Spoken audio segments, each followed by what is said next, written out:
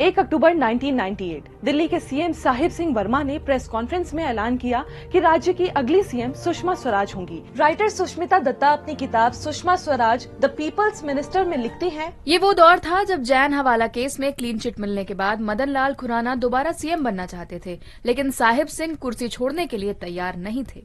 दोनों गुटों के कार्यकर्ता रोज भिड़ रहे थे। प्याज की कीमत, बिजली और दिल्ली में बिगड़ती कानून व्यवस्था के कारण दिल्ली बदनाम हो रही थी। 2 महीने बाद चुनाव थे। बीजेपी की मुश्किल तब और बढ़ गई जब दूसरी ओर कांग्रेस ने शीला दीक्षित को सीएम फेस घोषित किया था। ऐसा लग रहा था कि शीला दीक्षित की आंधी में बीजेपी उड़ जाएगी। इसी बीच बीजेपी ने सुषमा स्वराज को दिल्ली का सीएम घोषित किया और उन्होंने 52 दिनों तक दिल्ली की कमान संभाली। मैं दिल्ली का सीएम सीरीज के तीसरे एपिसोड में सुषमा स्वराज के सीएम बनने की कहानी और उनसे जुड़े कुछ रोचक किस्से।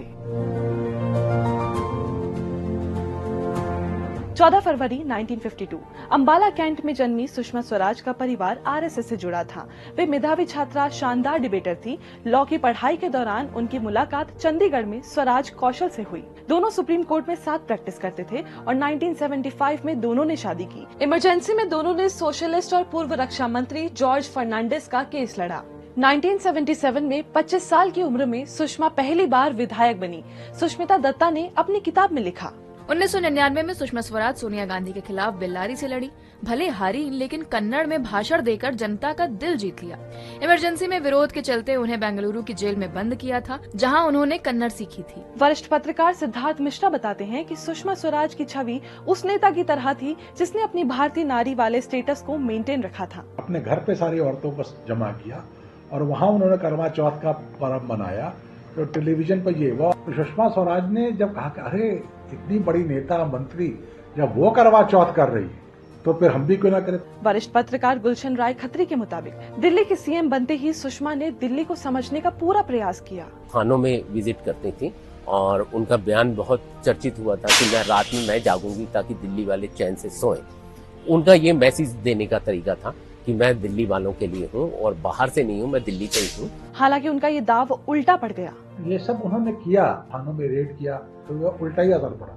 तो कहते दिल्ली पुलिस भी बीजेपी के खिलाफ हो गई। तो भाई 2 बजे रात को 4.5 दिन भर ड्यूटी करके अगर सो रहा है कच्चा बनियान में तो उसके लिए उसको सस्पेंड क्यों किया जाएगा। दिल्ली विधानसभा के पूर्व सचिव एस.के. शर्मा कहते हैं, सुषमा स्वराज को कोई सत्र बुलाने का मौका नहीं मिला।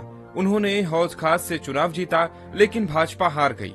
3 दिसंबर को विधायक पद से इस्तीफा देकर दक्षिणी दिल्ली की सांसद बनी। 20 नवंबर 2018 को इंदौर में एक प्रेस कॉन्फ्रेंस में सुषमा ने खराब सेहत के चलते चुनाव नहीं लड़ने का फैसला लिया।